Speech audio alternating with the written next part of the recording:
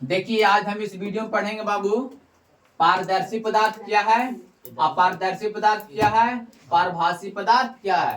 पहले हम लोग ये तीनों के बारे में जान जाते हैं। और देखिए ये जो है ना, हम बताए थे पिछले वीडियो में कि प्रकाश के गमन के आधार पे ये जो पदार्थ होता है तीन प्रकार का होता है, ठीक है ना। पहला का नाम था पारदर्शी पदार्थ, दूसरा का नाम था अपारदर्शी पदार्थ और तीसरा का नाम था बाबू पारभासी पदार्थ। ठीक है, तो तीनों को हम लोग अच्छे तरीके से समझने का प्रयास करेंगे कि क्या होता है। ठीक है, देखिए पहला कहता पारदर्शी पदार्थ। पार का मतलब होता है कि बाबू पार कर जाना, ठीक है ना। वैसा पदार्थ जिनसे होकर पार कर जाना। तो क्या पार करना बाबू? तो प्रकाश। क्या पार करना सर? प्रकाश, है ना। कि जिनसे होकर आसानी से प्रकाश पार कर जाता है, जिनसे होकर वैसा पदार्थ जिनसे होकर प्रकाश आसानी से पार कर जाता है उसे हम क्या कहते हैं? तो पारदर्शी पदार्थ कहते हैं। क्या कहते हैं बाबू? पारदर्शी पदार्थ कहते हैं। जैसे में देखिए वायु, वायु का नाम सुने है ना। पानी देखिए, शीशा देखिए, ठीक ना। ये सबसे बाबू आसानी से प्रकाश क्या होता है? तो पार कर जाता है, ठीक है। तो उसको बोलेंगे पारदर्शी पदार्थ बोलेंगे, ठीक है ना। फिर क्या कहता है? अपारदर्शी पदार्थ। क्या कहता है जी? तो अपारदर्शी पदार्थ ये कहता है कि वैसा पदार्थ जिनसे प्रकाश पार नहीं कर पाता। जी हाँ, प्रकाश पार नहीं कर पाता है उसे हम क्या कहते हैं? तो अपारदर्शी पदार्थ कहते हैं। जिनसे प्रकाश पार कर जाता है उसको हम बोलते हैं पारदर्शी पदार्थ, और जिनसे प्रकाश पार नहीं करता है उसको हम क्या बोलते हैं बाबू? अपारदर्शी पदार्थ बोलते हैं। जैसे में क्या है? तो किताब के नाम सुने हैं ना। किताब से प्रकाश पार नहीं करता है, ठीक है। ईंट के नाम सुने हैं बाबू? ईंट से प्रकाश पार करता है नहीं ना। लकड़ी देख लीजिए, पत्थर देख लीजिए, लोहा देख लीजिए, पेंट देख लीजिए, मोटा पेपर देख लीजिए, ये सब से प्रकाश पार नहीं कर पाता है। इसलिए हम इसको क्या बोलेंगे?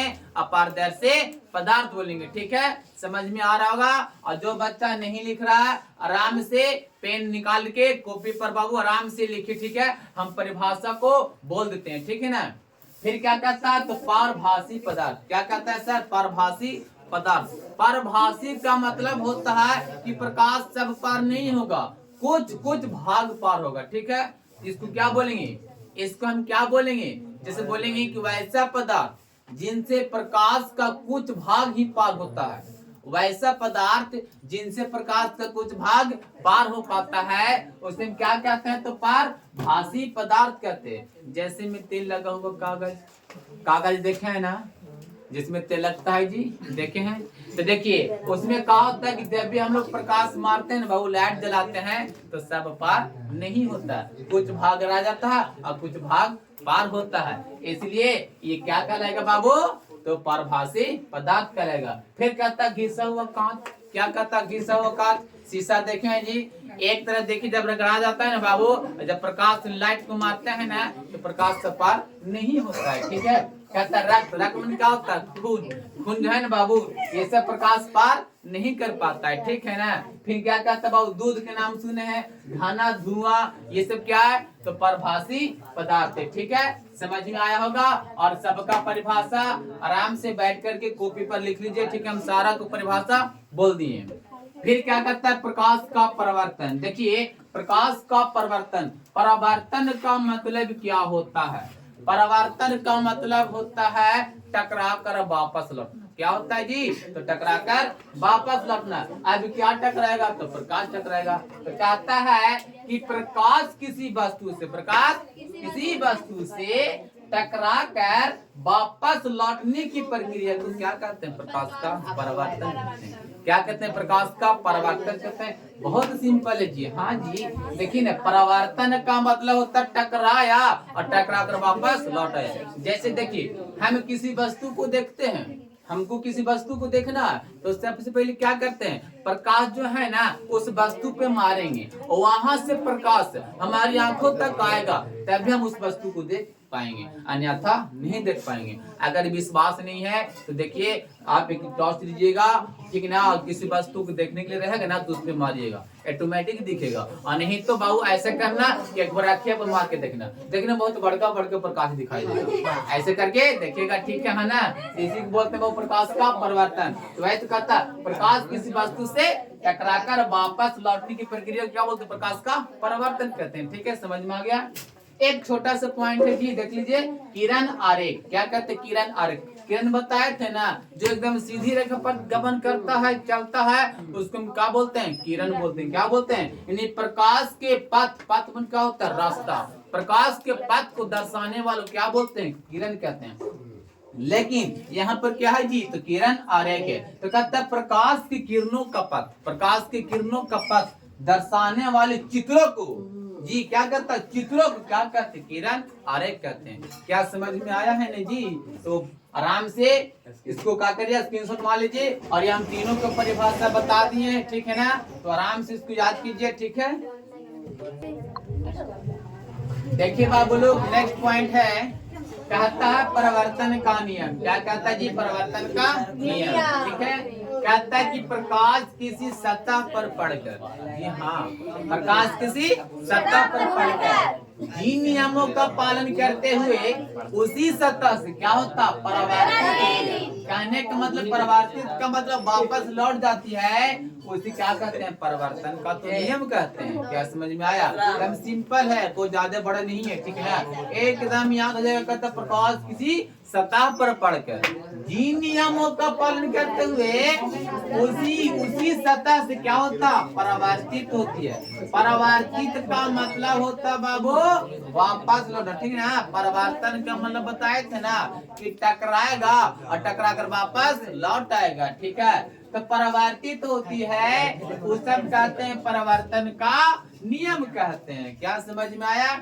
आइए हम लोग फिगर के द्वारा बहुत शानदार तरीके से बहुत समझते हैं, ठीक है। देखिए ये जो देख रहे हैं ना बाबू, इसको हम लोग बोलते हैं परावर्तक सतह। क्या बोलते हैं जी, तो परावर्तक सतह बोलते हैं, ठीक है। देखिए ये जो आपका जो किरण आ रही है ना बाबू, इसको हम लोग बोलते हैं आपतित किरण। कौन किरण? आपतित किरण। तो सुनिए, आपतित किरण का डिफिनेशन क्या होगा, परिभाषा क्या होगा, तो बोलिएगा किसी परावर्तक सतह, किसी परावर्तक सतह पर पड़ने वाली किरण को क्या बोलते हैं, आपतित किरण कहते हैं, ठीक है। एकदम सिंपल है, बोलते के साथ माइंड में ढूंढ जाना चाहिए बाबू, ठीक है। बोलता पढ़ाई में तो पढ़ाई से कोई फायदा नहीं होता। देखिए परावर्तक सतह पर बाबू कहता है कि आपतित किरण, कौन किरण बाबू, तो आपतित किरण परावर्तक सतह पर पड़ने वाली को क्या बोलते हैं बाबू, तो आपतित किरण कहते हैं, ठीक है ना। यानी कि परावर्तक सतह पर पड़ने वाली किरण को आपतित किरण कहते हैं, ठीक है। समझ में आ गया? फिर कहता है कि आपतन बिंदु क्या है, आपतन बिंदु क्या है, तो आपतित किरण जिस बिंदु पर पड़ती है, जी हाँ, आपतित किरण जिस बिंदु पर पड़ती है उस बिंदु का नाम क्या है, तो आपतन बिंदु। कौन बिंदु कहते हैं सर, आपतन बिंदु कहते हैं। अब क्या कहता है, तो परावर्तित किरण। कौन किरण? परावर्तित किरण कहने का मतलब सुनिएगा ध्यान से, आपतित किरण जिस माध्यम में चल करके आती है, देखिए तो किरण आ रही है बाबू, आपतित किरण जिस माध्यम में चल करके आती है और उसी माध्यम में वापस लौट जाती है, तो लौट गई किरण को बोलते हैं बाबू परावर्तित किरण। परावर्तित का मतलब पहले ही बताया, तो टकराएगा, टकरा कर वापस लौट जाएगा, ठीक है। तो इसी को क्या बोलते हैं, परावर्तित किरण कहते हैं, ठीक है ना। फिर क्या कहता, अभिलंब क्या है, जी हाँ, अभिलंब क्या है, तो बाबू रे सुनो, आपतन बिंदु पर, कौन बिंदु पर जी, आपतन बिंदु पर खींचे गए लंब को क्या कहते हैं, अभिलंब कहते हैं, ठीक। याद हो रहा है ना, आपतन बिंदु पर खींचे गए लंब को अभिलंब कहते हैं, ठीक है। फिर कौन पॉइंट है बाबू, तो आपतन कोण। कौन सा पॉइंट है, आपतन कोण। तो सुनो ध्यान से, ये जो कोण बना रहा है, एक ये आपतित किरण है और ये कौन है बाबू, तो अभिलंब है। तो आपतित किरण, आपतित किरण और अभिलंब के बीच बने कोण को आपतन कोण कहते हैं। याद हुआ, आपतित किरण और अभिलंब के बीच बने कोण को आपतन कोण कहते हैं सर, और परावर्तित किरण और अभिलंब के बीच बने कोण को क्या कहते हैं? परिवर्तन कोण कहते हैं। तो समझ में आया? अगर मेरे प्यारे बच्चे लोग, अगर मेरा वीडियो अच्छा लगा होगा तो प्लीज लाइक कीजिएगा, और अगर मेरे चैनल पर नए होंगे तो चैनल को सब्सक्राइब जरूर कीजिएगा और अपने दोस्तों के पास शेयर जरूर कीजिएगा। Best of luck.